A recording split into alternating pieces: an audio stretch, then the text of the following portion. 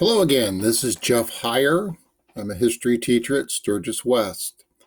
What I would like to show you today is a tool that you will use frequently, and that is the comment tool. This is invaluable when communicating with your teachers. And this is how you can specifically pinpoint what you're asking the question about.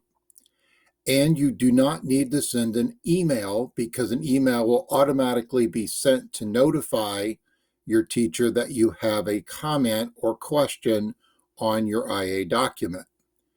Your teachers will also communicate with you using this same tool. So let me show you how it works. So I'm going to show an IA document from last year from a student that had a comment for me on their Works Cited page. And they simply just highlighted an author and provided a comment. Now, what this enables me to do is I see the student's specific question or comment, and then I can choose to reply to that. So to do that, I would just click on the comment and type in my reply. When I've done that and I hit reply, it will automatically respond, it'll be recorded, and will send a message back to the student. Also, you are able to also provide a comment. So if you have a question about something, you highlight the specific area that you want to question. There's two ways to insert a comment. The little plus symbol in a comment box comes up onto the right. So if you highlight something, the symbol automatically is there. You just simply click on that.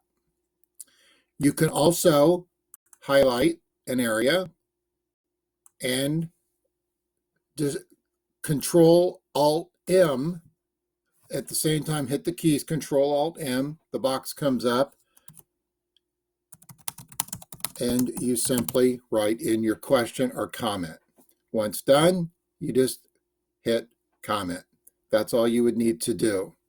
This is the best way to communicate with your teacher. Your teacher will be notified, and it saves you from asking email questions and not specifically defining what part of the IA that you're talking about. And it also provides a nice little record. So once you're done with your comments and it's been answered, you're satisfied with your question, you can simply just resolve your comment. Don't delete it. If you click resolve, it just disappears up into the comment archive, which an entire collection of all questions and comments are kept from the entire time you've been using the single document. This can prove very important if there's something you want to go back and remind yourself about or look back for a teacher's answer. Thank you very much for watching.